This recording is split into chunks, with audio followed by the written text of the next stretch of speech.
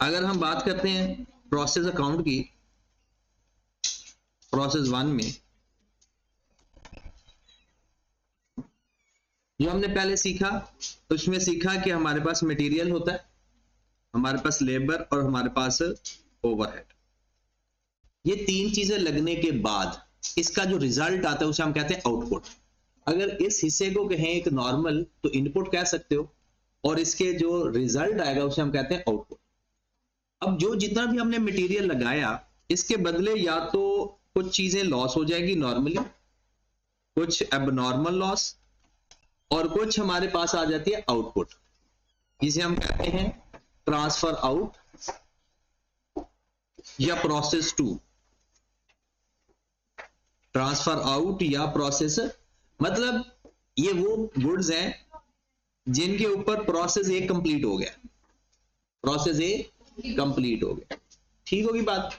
अब आज जो हमने सीखना है, साथ इसके अंदर कुछ चीजें हमने सीखी कि अगर अब नॉर्मल गेन आ जाएगा तो वो यहां पर आएगा, अगर डिस्पोजल कॉस्ट आएगी, और वो भी डिस्पोजल कॉस्ट किसकी, नॉर्मल लॉस की।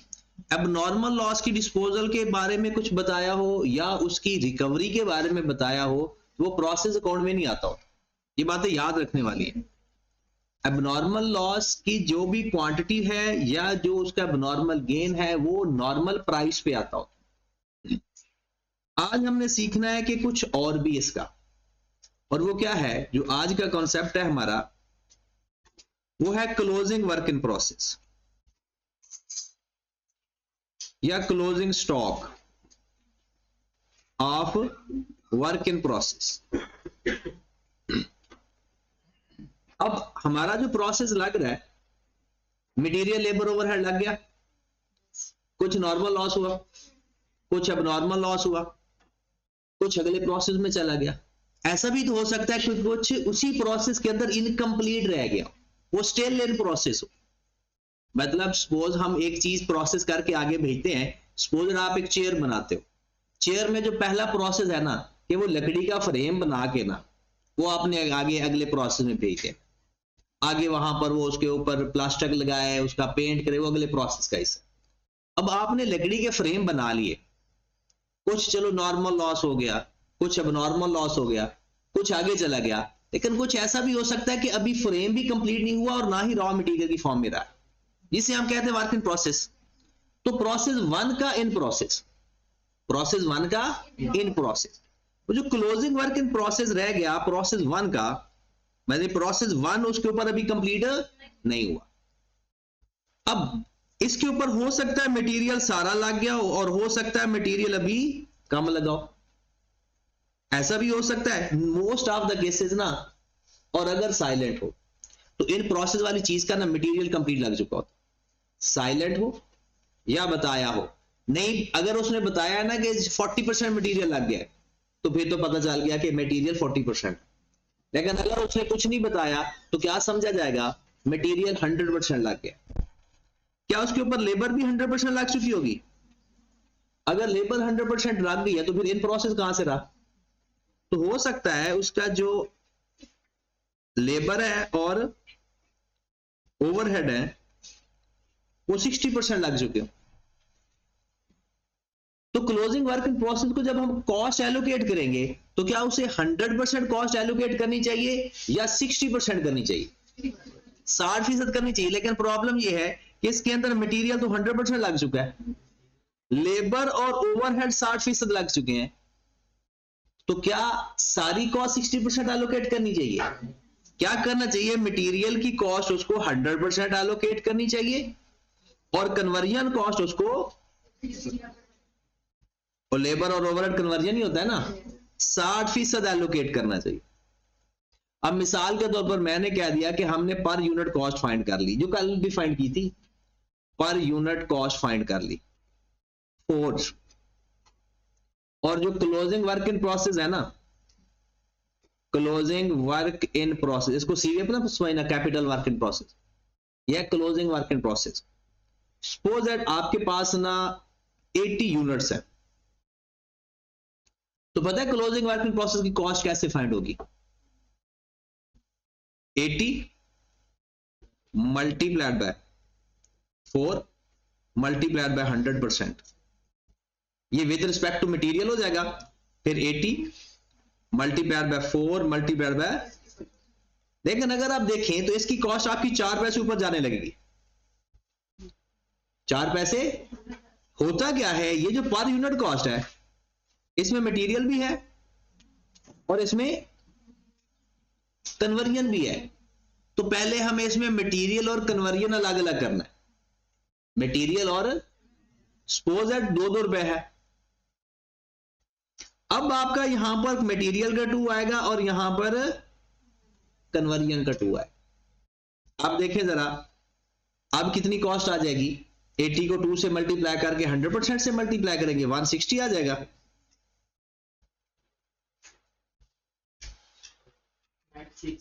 और 80 को 2 से मल्टीप्लाई करके 60% ले तो कितना आ रहा है? 90। इसका मतलब ये हुआ कि अगर हमारे पास हमें क्लोजिंग वर्क इन प्रोसेस की कॉस्ट फाइंड करनी है तो उसके ऊपर 100% कुछ ना कुछ मिसिंग होता है, 100% सब कुछ नहीं लगा होता। अब इसका जो सबसे आसान तरीका था ना वो यही था कि आपके पास सपोज दैट जो मटेरियल पर यूनिट आ रहा है ना, आपको मटेरियल पर यूनिट अलग चाहिए, आपको लेबर पर यूनिट अलग चाहिए, आपको ओवरहेड पर यूनिट अलग चाहिए। मोस्ट ऑफ द केसेस ये इक्वल होते हैं, इनकी जो कंप्लीशन परसेंटेज होती है ना वो बराबर होती है। अब हमने सोचा जी जनाब आपका जो मटेरियल पर यूनिट लग चुका है ना वो 50 रुपए पर यूनिट लग चुका है, और आपका जो लेबर है, लेबर वो जनाब 80 रुपए पर यूनिट लग चुका है, और आपके जो ओवरहेड है वो 120 पर यूनिट लग चुके हैं। आपके जो closing work in process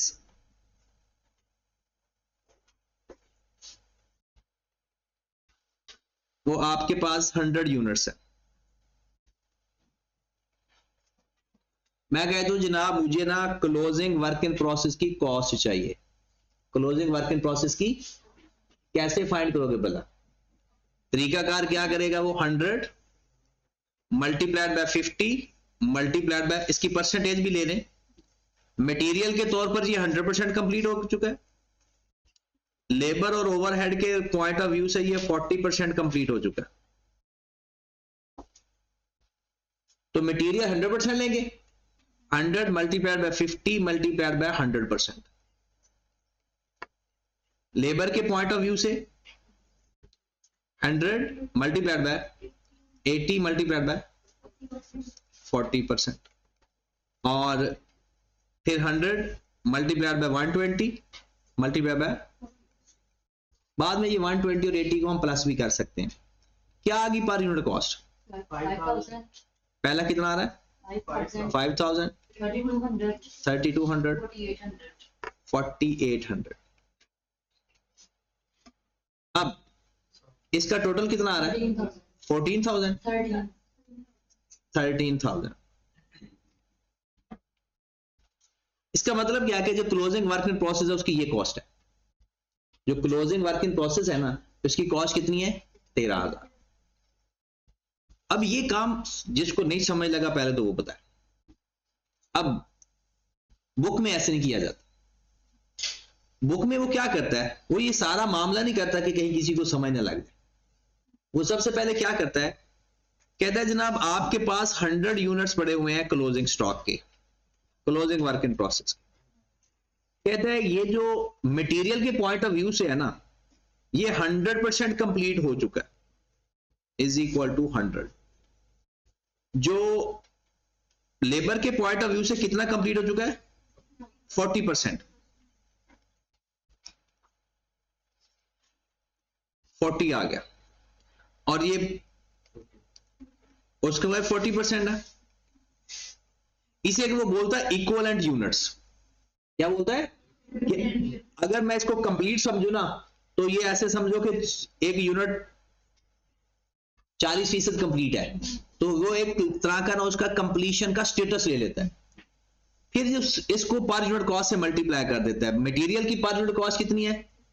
50, labour की पर यूनिट क्या है? 80 और 120। पहले एक स्टेप में वो ये काम करता है, अगले स्टेप में वो कॉस्ट पर यूनिट फाइंड करता है, फिर इनको आपस में मल्टीप्लाई करके क्लोजिंग स्टॉक की वैल्यू फाइंड कर लेता है। जाहिर सी बात है हमें भी उसे फॉलो करना पड़ेगा, अदरवाइज होता क्या है, जितनी कॉस्ट लग चुकी है ना और जितने परसेंट कंप्लीट हो गए, टोटल कॉस्ट फाइंड कर ले, उसकी परसेंटेज ले लें, हमारे पास क्लोजिंग वर्क इन प्रोसेस की कॉस्ट आ जाएगी। तो अब हमारे पास जो नेक्स्ट टारगेट है, फिलहाल हम नॉर्मल लॉस, अब नॉर्मल लॉस को फिलहाल स्किप कर रहे हैं थोड़ी देर के लिए। पहले हम ओपनिंग स्टॉक और क्लोजिंग स्टॉक को डील करेंगे, फिर उसके बाद दोबारा नॉर्मल लॉस और अब नॉर्मल लॉस को ऐड कर देंगे। तो सपोज हमारे पास इनपुट है, इनपुट मतलब मटेरियल 10,000 kg, आपने 10,000 kg से काम स्टार्ट किया, आपने कहा जी ट्रांसफर आउट,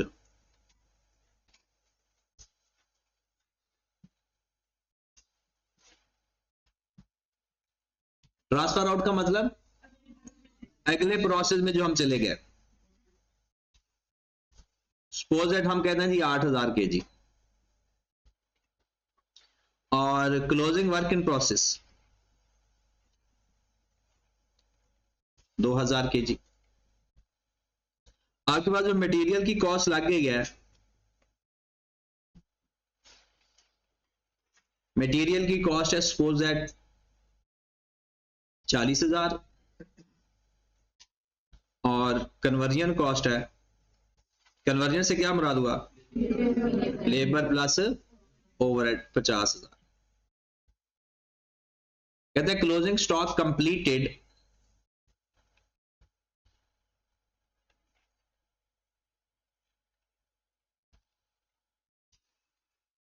%, मटेरियल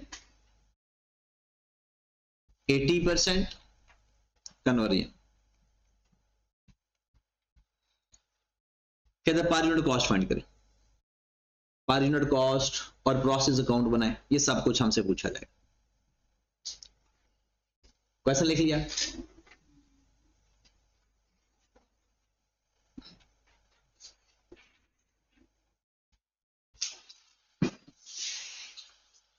जी हो गया क्वेश्चन? अब हमने करना है इसके स्टेप बाय स्टेप क्वेश्चन हल। अगर उसने सॉल्यूशन में पूछा है तो ये सारे स्टेप सॉल्यूशन में परफॉर्म करेंगे, अगर उसने सॉल्यूशन में नहीं पूछा तो ये सारे स्टेप हमने परफॉर्म करने हैं वर्किंग के अंदर। सबसे पहला step, statement of equivalent units.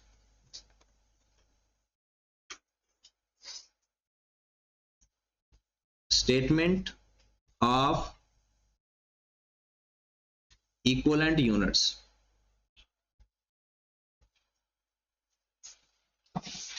यहां पर हमने लिख लेना डिस्क्रिप्शन, लिखने की जरूरत नहीं है, टाइम है तो लिख लेना वरना रहने देना।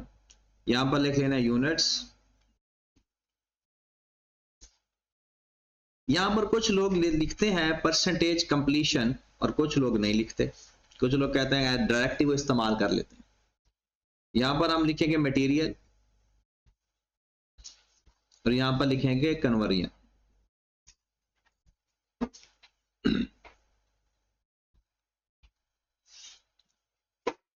सबसे पहले यहां पर ना काफी सारी चीजें आनी है फिलहाल। काफी सारी चीजें से क्या मुराद है, ये जो आपने हिस्सा बनाया ना स्टेटमेंट ऑफ इक्विवेलेंट यूनिट्स, ये बेसिकली आपका आउटपुट का हिस्सा है। क्या है ये? आउटपुट है। तो आउटपुट क्या होती है? 4। आउटपुट में कितनी चीजें आती हैं? 4। Normal loss, abnormal loss, transfer out मतलब कंप्लीटेड प्रोसेस कंप्लीटेड, और क्लोजिंग वर्क इन प्रोसेस। और ये इससे ज्यादा आएंगी नहीं कभी। हाँ, एबनॉर्मल लॉस की जगह एबनॉर्मल गेन भी आ सकता, बस इसके अलावा स्टेटमेंट ऑफ इक्विवेलेंट यूनिट्स के अंदर और कुछ नहीं आता। और ये प्रोसेस अकाउंट की क्रेडिट साइड है। हाँ जी, सबसे पहले हम लिखेंगे कि यूनिट जी एबनॉर्मल गेन आता डेबिट साइड पर है, लेकिन वो भी हमारा आउटपुट का रिजल्ट है। मेन हम देखते हैं इनपुट होता है ना, अब वो उसकी पॉसिबिलिटीज क्या चीजें हो सकती हैं?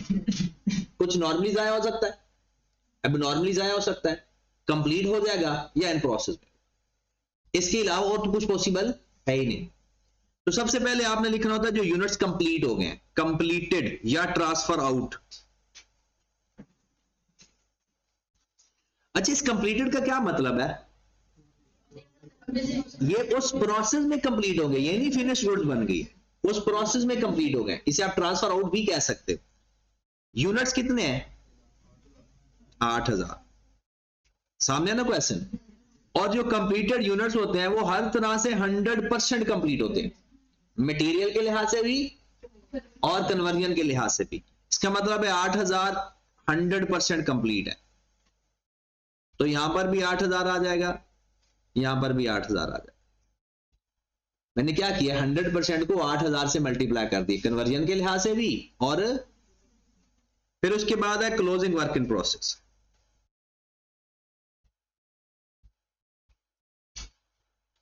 यूनिट्स कितने हैं? 2000। क्या वो हर तरह से कंप्लीटेड है? मटेरियल के लिहाज से 100% है और कन्वर्जन के लिहाज से। अब इसको आप दो कॉलम में ले, दो रोज में लिख लें, या कुछ इस तरह से लिख लें कि 100% और 80%, यहां पर ही लिख लें, या फिर आप ऐसा भी कर सकते हो कि ऊपर नीचे भी लिख सकते हो। तो 2000 को 100% से मल्टीप्लाई किया तो 2000, 80% से मल्टीप्लाई किया तो ये वही काम किया जो अभी हमने किया था, बस एक फॉर्मेट में कर रहे हैं। आपने जो यूनिट कंप्लीट होते हैं वो हमेशा 100% लेना, बाकी एबनॉर्मल लॉस और क्लोजिंग वर्क इन प्रोसेस में परसेंटेज देखी जाती है। क्लोज कर देते हैं।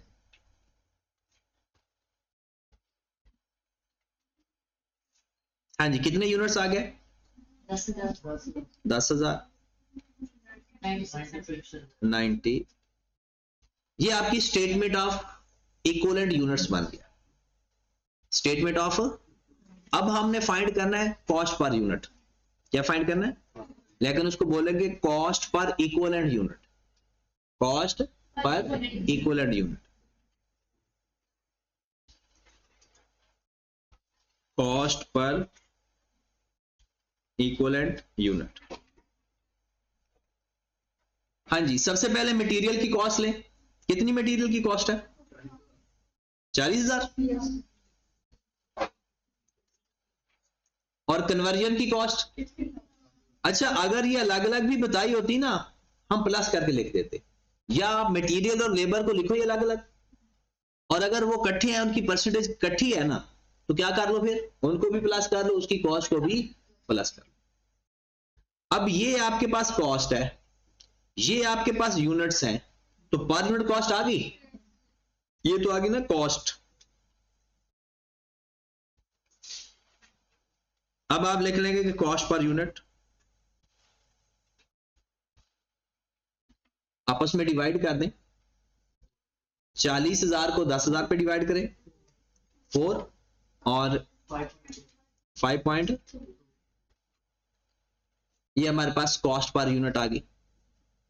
सबसे पहले क्या फाइंड करना है? यूनिट्स, इक्विवेलेंट यूनिट्स, फिर क्या फाइंड करनी है? कॉस्ट, फिर उनको आपस में डिवाइड करके कॉस्ट पर यूनिट। अब इसे कहते हैं, जो लास्ट करने लगे इसे बोलते हैं स्टेटमेंट ऑफ इवैल्यूएशन या स्टेटमेंट ऑफ वैल्यूएशन।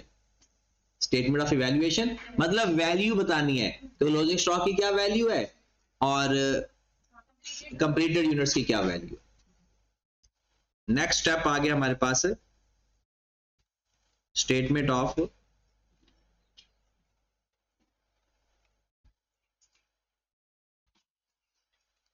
इवैल्यूएशन, या आप सिर्फ वैल्यूएशन भी लिख सकते हो। सबसे पहले लिखें जनाब completed units,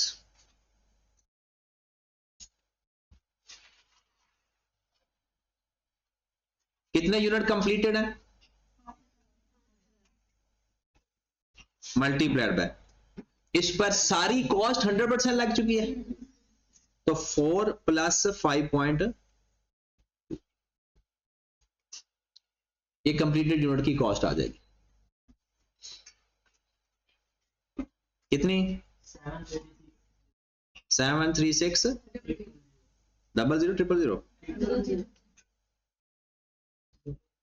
closing work in process. Closing work in process. चले जी, मैं अब यहां से टेक्निक देखना जरा, बल्कि ये टेक्निक अब चलती रहेगी।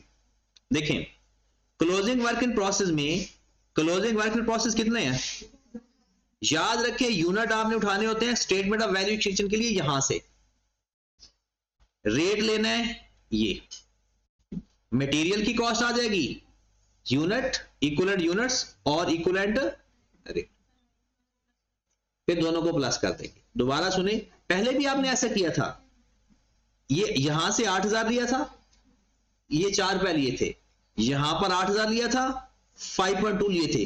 क्योंकि ये 8000 बराबर थे, इसलिए मैंने 8000 को एक दफा लिखकर 4 + 5.2 कर दिया। अदरवाइज वो भी ऐसा ही करना था कि 8000 को 4 से मल्टीप्लाई करते, 8000 को 5.2 से मल्टीप्लाई करते।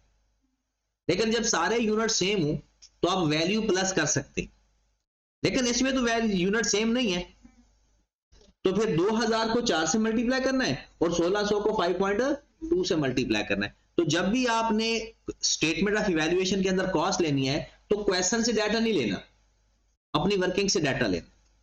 तो जनाब आए जरा, मटेरियल लग चुका है 2000 मल्टीप्लाइड बाय 4 8000, और कन्वर्जन 1600 मल्टीप्लाइड बाय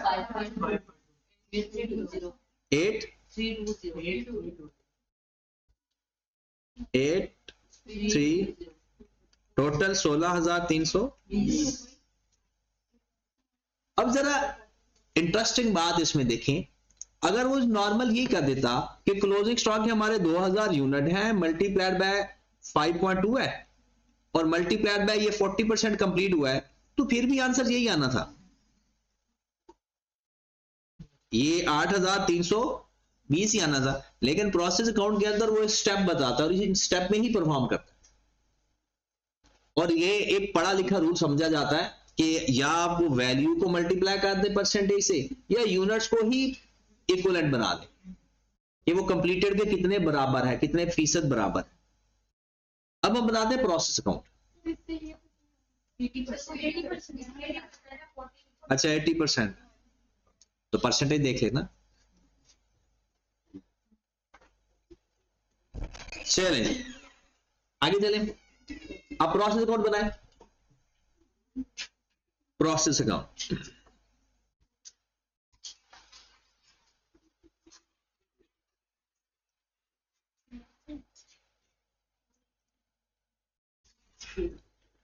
यहां पर क्या आता है, मटेरियल और कन्वर्जन। मटेरियल की कॉस्ट कितनी 40,000 और यूनिट कितने थे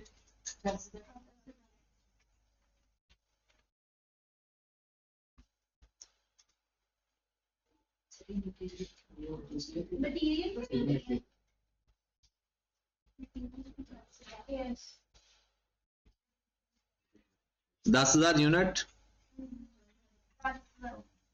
40,000 अमाउंट। कन्वर्जन में अमाउंट की 50, बाकी वही तरीका। इसके आउटपुट में अगर मैं बात बताऊं तो एक तो नॉर्मल लॉस होता है जो कि नहीं है, एक अब नॉर्मल लॉस होता है वो भी नहीं है, एक ट्रांसफर आउट होता है आउटपुट, और एक हो गया अब क्लोजिंग वर्क इन प्रोसेस। इसे कैरीड ऑन भी कह सकते हो, ये प्रोसेस अकाउंट का कैरीड ऑन है। ये कंप्लीट करते हैं वही, बाकी तो वही पुराना तरीका है। यहां पर 10,000 आ गया, यहां पर 90,000, तो यहां पर हम लिखेंगे यूनिट। आउटपुट के यूनिट कितने हैं 8,000, क्लोजिंग वर्क इन प्रोसेस के कितने हैं 2,000, टोटल कितने आ गए 10,000।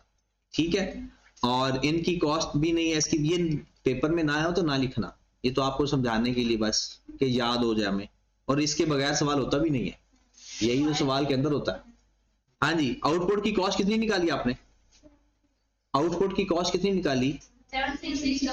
736 और 16320।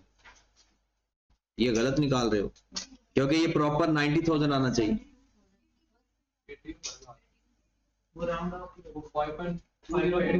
अच्छा 5.208 वो पूरा पूरा करना है।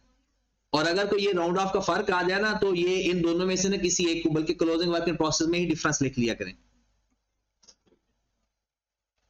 तो 16,400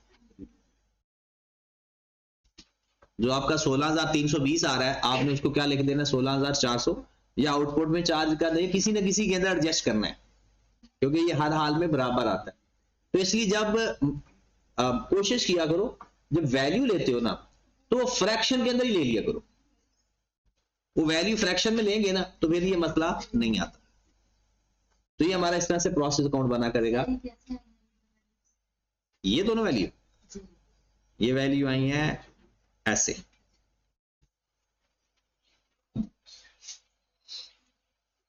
ओके चलें अगले सवाल पे चलते हैं।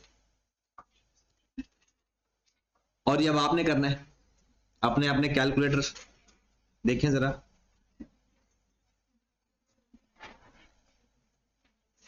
हमारे पास इनपुट है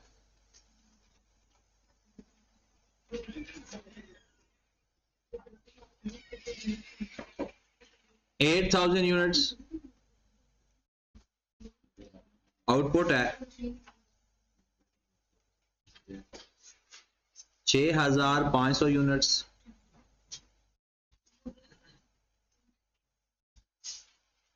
क्लोजिंग वर्क इन प्रोसेस है 1,500 बच गया, 1,500 यूनिट्स।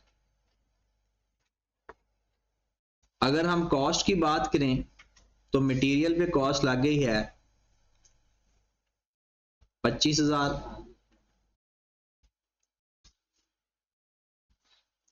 लेबर पे ऊपर कॉस्ट लग चुकी है 15,000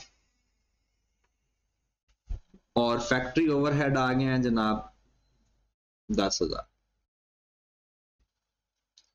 चलें जी प्रोसेस अकाउंट भी बनाए और जो क्लोजिंग वर्क इन प्रोसेस है वही बता रहे। Closing work in process completed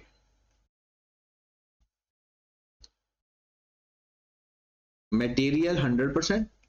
अच्छा ये ना भी बताया हो ना तो 100% लेना है, अगर बता देगा जो परसेंटेज फिर उसको फॉलो करना। और जो इसकी लेबर एंड ओवरहेड है वो 60% कंप्लीट। हाँ जी ये सारी स्टेटमेंट भी बनाए और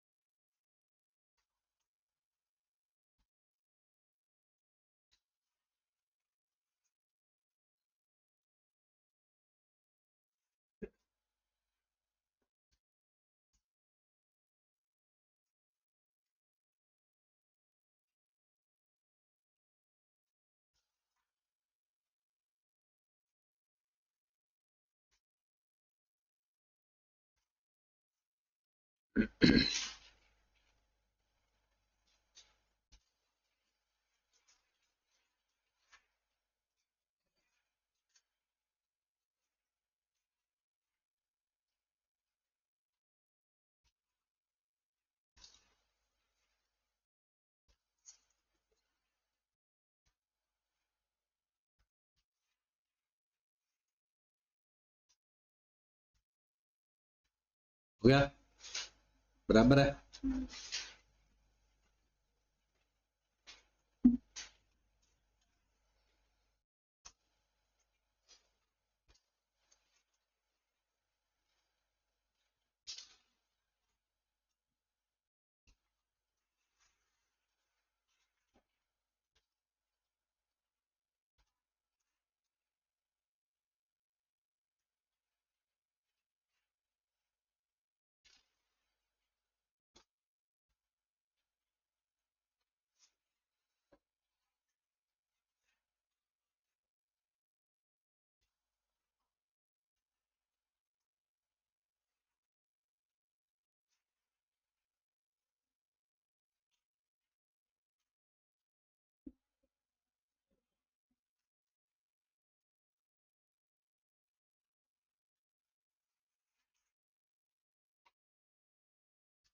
स्टेटमेंट ऑफ इक्विवेलेंट यूनिट्स बना लिए।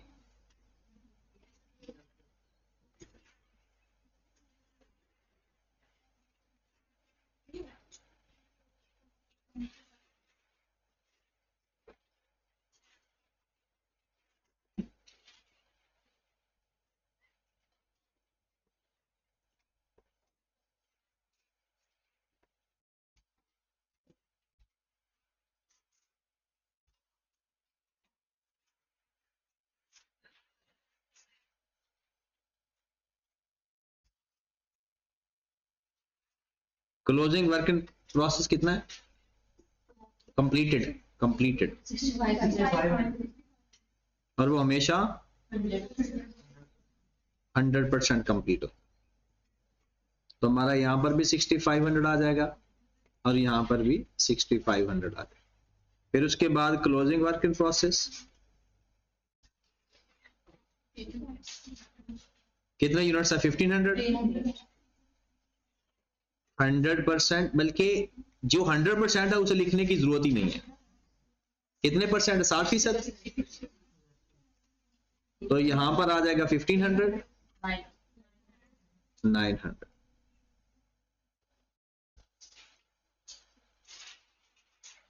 कितना आ गया? 8070।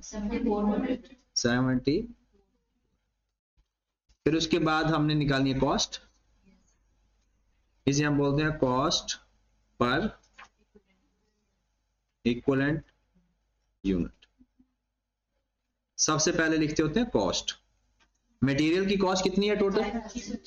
कितना? 25,000। और कन्वर्जन की टोटल कितनी? 25,000। और हमारे पास इक्विवेलेंट यूनिट्स पहले लिखना है तो लिख लो। इक्विवेलेंट यूनिट्स कितने आ गए थे? 8000 और 70। ये स्टेप लिखने की जरूरत नहीं क्योंकि ऊपर साथ ही तो है। Per unit cost 3.13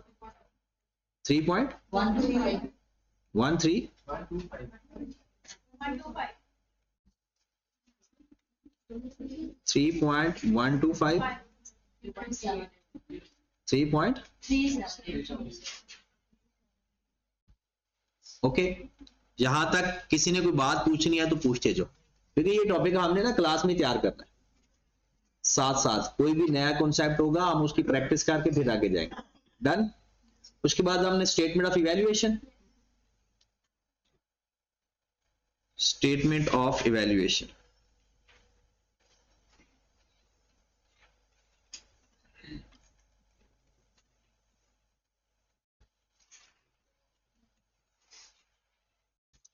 statement of evaluation के अंदर हमने सबसे पहला काम क्या करना है जी? कंप्लीटेड यूनिट्स या आउटपुट। कितने यूनिट्स कंप्लीटेड है? 60 और वो 100% कंप्लीट है। तो 3.125 प्लस 3.378 कितनी वैल्यू आ गई? 4270। फिर क्लोजिंग वर्क इन प्रोसेस। अब वो सारा 100% कंप्लीट है। मटेरियल कितने यूनिट्स हैं? 1500 मल्टीप्लाइड बाय मटेरियल की कॉस्ट कितनी वैल्यू आ गई? 4687 और फिर कन्वर्जन 900 अच्छा, जब लेबर और ओवरहेड में कोई डिफरेंस आ जाए ना तो उसके भी 2 स्टेप हो जाएंगे। क्योंकि अगर उनकी सेम कन्वर्जन है ना, सेम परसेंटेज है तो फिर ठीक है, और अगर उनकी परसेंटेज में फर्क है तो ऊपर कॉलम भी अलग बनेगा, नीचे यहां पर भी अलग आ जाएगा। तो कितने यूनिट से कन्वर्जन ये पता चल गया ना, कहां से पिक किया? इक्वल यूनिट से मल्टीप्लाइड बाय 3.378 कितनी वैल्यू आ गई? 3040 टोटल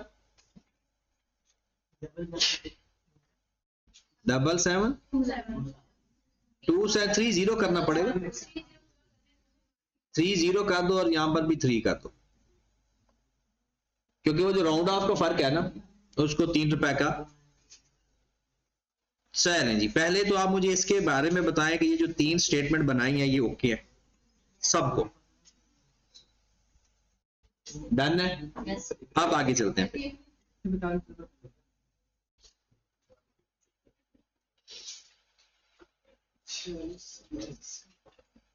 साथ साथ हल भी किया करो। चलें, उसके बाद हमने प्रोसेस कोड बनाना होता है, प्रोसेस अकाउंट।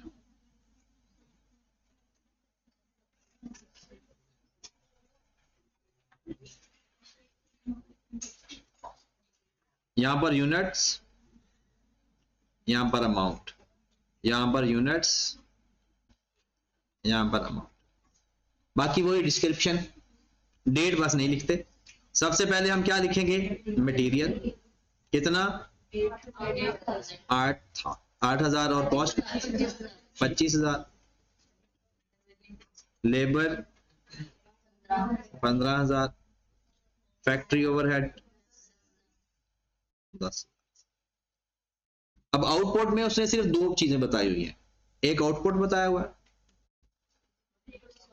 6500 और उसकी कॉस्ट हमने फाइंड कर ली। कितनी फाइंड की है? 42270 और कैरी डाउन 1500 और उसकी कॉस्ट यहां पर इसका टोटल इसके बराबर आना चाहिए और इसका टोटल कितना आ रहा है? 50,000 वो इसके बराबर आना चाहिए। अगर ये बराबर आपका आ जाता है तो इसका मतलब ये समझा जाता है कि सवाल ठीक हो सकता है, और अगर बराबर नहीं है ना, अच्छा ये जो राउंड ऑफ का फर्क है ना, अगर ये कभी 3 रुपए पॉइंट के बाद 2-3 डिजिट ले लो, सिर्फ एक पे गुजारा ना करो, तो फिर काफी हद तक आंसर आपका बराबर बराबर आएगा। अगर आपने पॉइंट के बाद 1 डिजिट लिया ना तो फिर ये बहुत मुश्किल होता है कि बराबर है। हाँ वो कर सकते हैं, लेकिन यह कि आप चाहते हो ना कि डिफरेंस कम से कम है। जैसे यहां पर 3 रुपए का डिफरेंस आ रहा था तो आपको इतनी परेशानी नहीं हुई, लास्ट में 80 रुपए का डिफरेंस आ रहा था, फिर ये भी नहीं पता चलना कि राउंड ऑफ का डिफरेंस है या हमारा डिफरेंस है। ऐसा भी तो पॉसिबल है, तो हम उसको राउंड ऑफ के जिम्मे डाल दें। ये हमारे पास आज हमने जो सीखा है वो सीखा है कि अगर क्वेश्चन के अंदर क्लोजिंग स्टॉक आ जाए, अब ये जो आपका फॉर्मेट है ना, इक्विवेलेंट यूनिट्स की स्टेटमेंट बनाना, पर यूनिट की स्टेटमेंट बनाना और ये वैल्यूएशन, अब आगे प्रोसेस अकाउंट के हर सवाल के अंदर होना है, क्योंकि जब भी वो कोई परसेंटेज कंप्लीट नहीं है ना, यानी 100% कोई चीज कंप्लीट नहीं है, तो क्लोजिंग स्टॉक और ओपनिंग स्टॉक के बगैर क्वेश्चन, ओपनिंग स्टॉक के बगैर दे सकता है लेकिन क्लोजिंग स्टॉक के बगैर शायद ही सवाल दे। अच्छा, ये जो कैरिड ऑन इस प्रोसेस का है, ये अगले प्रोसेस का क्या बनेगा? ये अगले प्रोसेस में जाएगा ही नहीं। अगले प्रोसेस में ये है उसका ब्रॉड ऑन, अगले साल जब ये प्रोसेस लगेगा ना तो इसी प्रोसेस में ओपनिंग बन जाएगा। यानी ये सबसे एक बड़ी कंफ्यूजन होती है कि अगले प्रोसेस में यहां से सिर्फ एक चीज जाती है, वो आउटपुट है, बाकी सब कुछ इधर ही रह जाएगा। नॉर्मल अब नॉर्मल तो वैसे इधर रह गया, और बाकी कैरिड ऑन रह गया। कैरिड ऑन अगले साल इसी प्रोसेस का ब्रॉड ऑन बनेगा। चले, आपने एक ये क्वेश्चन नंबर, अच्छा अभी आपने ना जहां पर दो प्रोसेस आ रहे हो ना, आपने एक करना है, दूसरे प्रोसेस की अभी हम बात नहीं करते क्योंकि वो बहुत बड़ी बात है और बुरी बात है। यहां पर उसने कहा जी सिंगल प्रोसेस का क्वेश्चन है, लेकिन आपने ये क्वेश्चन आपने करना, इनपुट है completed units closing work in process 100% complete है और 80% कंप्लीट है। ये क्वेश्चन आपने यहां तक पढ़ के आगे हाथ रख लेना है। ये यहां तक आपका क्वेश्चन है, क्वेश्चन नंबर 14। फिर आपने क्वेश्चन नंबर 15 करना है और उसमें सिर्फ प्रोसेस 1 की बात करनी है, प्रोसेस 2 पे जाना ही नहीं फिलहाल। ठीक है, ये प्रोसेस 1 और प्रोसेस 2, बस कल इंशाल्लाह फिर प्रोसेस कौन शुरू करेंगे।